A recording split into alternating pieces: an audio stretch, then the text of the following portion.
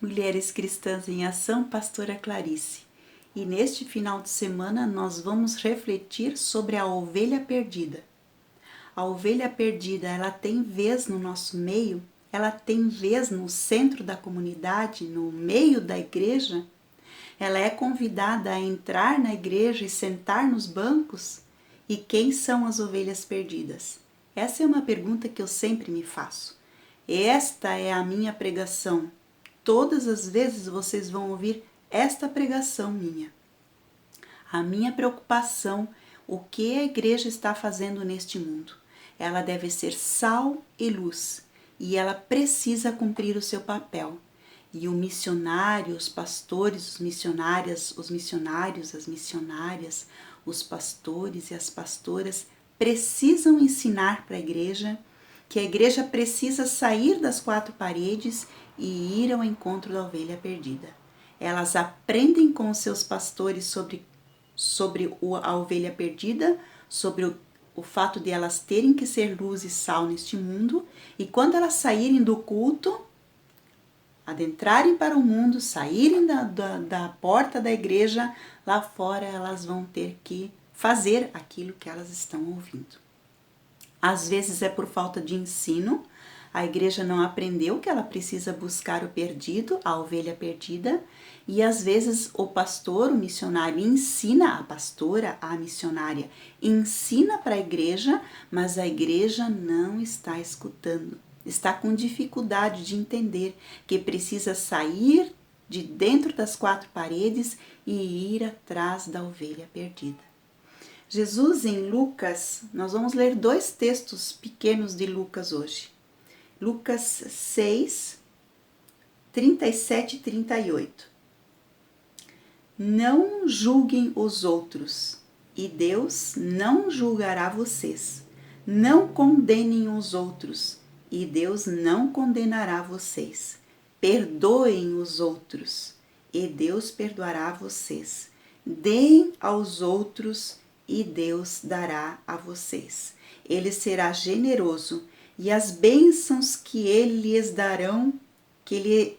dará, serão tantas que vocês não poderão segurá-las nas suas mãos. A mesma medida que vocês usarem para medir os outros, Deus usará para medir vocês. Então, o princípio da gente acolher a ovelha perdida é de que nós não podemos julgá-la. Nós não podemos dizer assim, essa pessoa aqui não pode estar no nosso meio. Quem são as ovelhas perdidas? Um outro texto de Lucas 15, 1 e 2, fala o seguinte: certa ocasião, muitos cobradores de impostos e outras pessoas de má fama chegaram perto de Jesus para o ouvir. Os fariseus e os mestres da lei criticavam Jesus, dizendo: este homem se mistura com gente de má fama e toma refeições com eles. Então Jesus contou a parábola. Se algum de vocês tem 100 ovelhas e perde uma, por acaso não vai procurá-la? E assim continua o texto, contando a parábola da ovelha perdida. A ovelha perdida pode ser que alguma vez já esteve dentro da igreja. Eu lembro que nós fomos visitar um presídio aqui em Joinville há uns anos atrás e nós perguntamos aos meninos que estavam lá quem deles conhecia Jesus. Todos conheciam a Jesus. Todos eram de famílias evangélicas. Todos tinham sido ensinados sobre o amor de Deus. Mas mesmo assim, lá estavam cumprindo pena por assassinato, por uso de drogas, por estupro e outras coisas mais.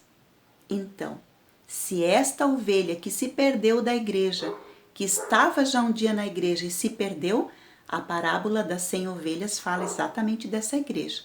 Da ovelha que estava dentro da igreja, que estava dentro do curral, segura com o seu pastor e por alguma razão se perdeu. Mas aquela igreja, aquela ovelha que você não conhece, que está desgarrada lá fora, que você encontra no teu dia a dia. E ela, se participou algum dia da igreja ou não, não faz mal, mas geralmente, pela minha experiência, todas as ovelhas desgarradas já ouviram falar de Jesus e tiveram algum contato com ele. Então, nós estamos dispostos a buscar esta ovelha ou aquela ovelha que está desgarrada e que não quer mais nem saber de Jesus? Qual é a maneira que você vai chegar numa ovelhinha como essa? Então, o texto tem duas questões. Jesus, aliás, esse texto aqui da ovelha perdida é fantástico, porque Jesus era um homem que comia com as pessoas de má fama, sentava na mesa para tomar refeição, para comer refeição. O que a gente escuta muito na igreja, ou entre os cristãos de forma equivocada, é que nós não podemos sentar com pessoas de má fama. Mas como que nós não vamos sentar com pessoas de má fama? Quando que nós vamos atrair essas pessoas para o curral do Senhor? Quando que nós vamos ter a oportunidade de fazê-lo se nós não conversamos com elas, se nós não tomamos um café com elas, se nós não vamos ao encontro delas? Jesus foi ao encontro de todas as ovelhas. Ele queria chamá-las, não importa se elas eram do seu curral ou não, se tinham se perdido ou se nunca o tivessem encontrado. A ovelha perdida, quem são as ovelhas perdidas? É a próxima pergunta que eu faço. E aí nós podemos mencionar várias ovelhas perdidas que nós julgamos que estão perdidas. Porque nós mesmos também nos perdemos no nosso caminho. Nós mesmos somos pecadores, mas por causa de Jesus Cristo, nós somos considerados santos. Somos considerados ovelhas que estão dentro do curral de Jesus, mesmo tendo pecado. Porque nós temos consciência de que Jesus Cristo nos perdoa, nos salva, nos liberta e está conosco sempre. Então, estas ovelhas perdidas, quais são estas ovelhas perdidas que nós julgamos perdidas? Os pecados mais comuns que a gente escuta, né? As prostitutas, os prostitutos, não só as mulheres, homens também são prostitutos. Nós temos uma infinidade de homens e moços que vendem o seu corpo, não são só as mulheres que fazem isso. Então, prostitutas e prostitutos. Quem mais nós julgamos que são pecadores? Aqueles que usam tatuagem. Nós comumente julgamos pessoas que usam tatuagem. Pessoas que usam tatuagem não são do bem. Escuto muito isso. Tatuagens até com símbolos satânicos, né? E que nós então facilmente podemos dizer que essas pessoas estão adorando a Satanás. Pode até ser que sim, mas nós não podemos pressupor que eles não têm direito a entrar no curral de Jesus. Então nós estamos nos desviando dessas pessoas, estamos deixando essas pessoas de lado e não queremos que elas fiquem no nosso meio porque tem esse tipo de tatuagem. A tatuagem não vai mais fazer diferença nenhuma. O que vai fazer a diferença é como nós vamos encontrar essas pessoas. Qual é a maneira que nós vamos chegar? Como que nós vamos chegar nessas pessoas que também carecem do amor de Deus, independente do que elas são ou do que elas fizeram? Que outros pecados que nós podemos elencar? O pecado da gula é um pecado comum entre nós. Pessoas que comem e o seu prazer, o seu único prazer é comer. É um pecado. Pecado da fofoca. Você conta para um, que contou para o outro, que vai contar para outra, que vai contar para o outro, e aquilo se perdeu, e aquilo se espalhou, e você não tem mais como voltar atrás. Ou até pessoas que sabem de uma história e acabam aumentando essa história, né? Para ficar mais interessante. Acabam acrescentando dados nessa história. Isso é muito comum. Mentira. A mentira é muito comum entre nós. Mentira de todos os tipos, pequenas ou grandes. É pecado uma mentira pequena, uma mentira da grande, é pecado. A mentira, ela não importa se ela é grande ou pequena. O que importa são as consequências, né? As consequências talvez deste pecado é que vão ser diferentes, mas mentira é pecado, não importa se é grande ou pequena. Pessoas que roubam, pessoas que matam e que a família não quer perdoar porque matou o seu ente querido. E esta é uma questão bastante séria, né? Um homem mata a filha de um casal maravilhoso e este homem e as outras pessoas ao lado desta mãe e deste pai dizem, mas por que vocês não perdoam ele? Não está na hora já de perdoar o assassino da sua filha? É muito fácil para as pessoas que estão de fora da história falarem para perdoar o assassino da sua própria filha, mas não é bem assim que acontece na realidade. O sofrimento de quem perdeu alguém por assassinato é muito grande. O buraco que fica não estragou só a vida da filha, estragou a vida da família inteira. Tirou do seio da família de forma horrível através do assassinato. Mas este assassino, ele tem a oportunidade de ser perdoado por Jesus? Tem a oportunidade de ser perdoado por Jesus. Se arrepender de fato e de verdade, tem esta oportunidade. Lembro que um dia num culto, tinha uma família enlutada porque perdeu o seu filho assassinado. E o pregador estava justamente falando sobre o perdão, em qualquer hipótese. E a família resolveu falar no culto e dizer que eles não estavam preparados para perdoar o assassino do seu filho. E perguntaram para o pregador, mas Deus vai perdoar este homem e vai levá-lo para o céu do mesmo jeito? E o pregador disse sim, se ele se arrepender do seu pecado, verdadeiramente se arrepender, sim, ele estará com Jesus nos céus. E eles ficaram revoltados, ali mesmo no culto, ficaram bem revoltados. Deu para ver como estavam com raiva com essa palavra. E eles tinham razão de estar com raiva. Não vou tirar o mérito desta família que estava sofrendo por causa da morte do seu filho. A história não se trata daquele que perdeu.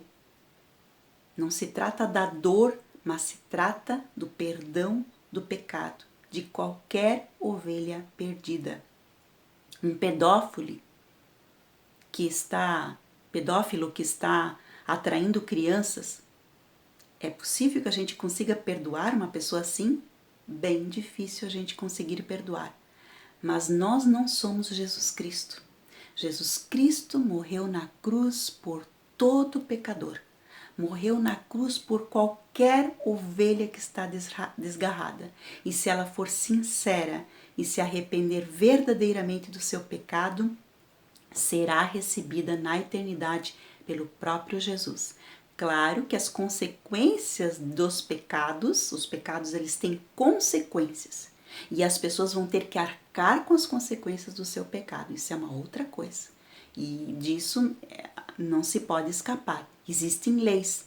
A lei dos homens, a lei da natureza e também a lei da eternidade.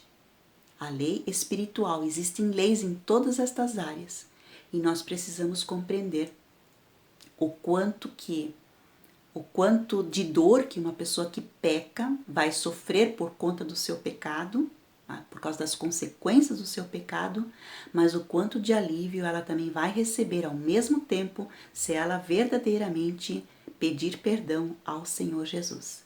E o nosso papel como igreja é estar atento para irmos atrás de ovelhas perdidas, de ovelhas com as quais a gente não gosta de lidar, porque estão com mau cheiro, porque estão feias, porque estão maltrapilhas, ovelhas que a gente não gosta nem de olhar para elas.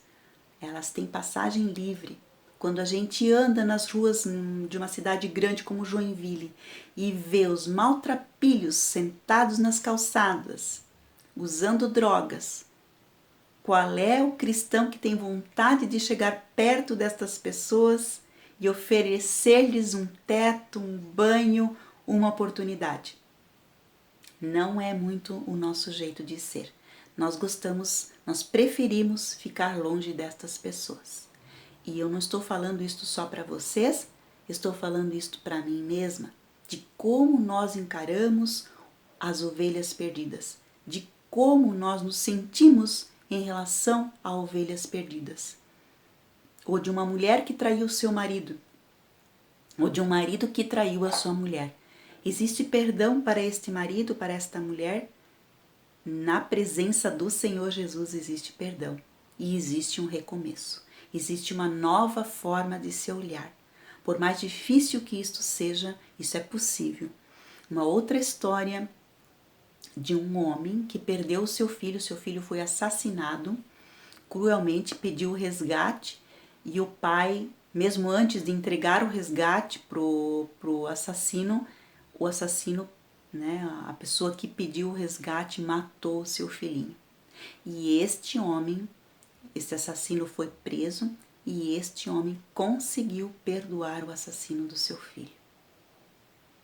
Esta é uma história que eu jamais vou esquecer na minha vida. Eu escutei o depoimento deste homem. Quando ele foi ao presídio, visitou o criminoso e disse: em nome de Jesus, se você se arrepende, os teus pecados estão perdoados. E se Jesus te perdoa, eu também te perdoo por isso. E o moço chorou, e o moço entregou a sua vida para Jesus, e o moço está perdoado, mas está preso, prisão perpétua. Não existe prisão perpétua aqui no Brasil, mas pelo que eu sei ainda está preso. Então Deus, através de nós, Jesus Cristo, através de nós, pode fazer coisas que a gente nem imagina e quer fazê-lo, por causa da sua graça, do seu amor, do seu perdão, da vida que Ele deu na cruz, por mim, por você e por qualquer pecador deste mundo. Então, neste final de semana, seja abençoado com esta palavra, seja abençoada com esta palavra, para que nós consigamos olhar ao nosso redor e perceber as ovelhas perdidas e nos achegarmos a elas. Convidarmos elas para fazerem parte da nossa comunidade, da vida da nossa comunidade, porque é este o papel que nós temos neste mundo como filhos de Deus. Em o nome do Senhor Jesus, seja abençoada você e a sua casa. Amém.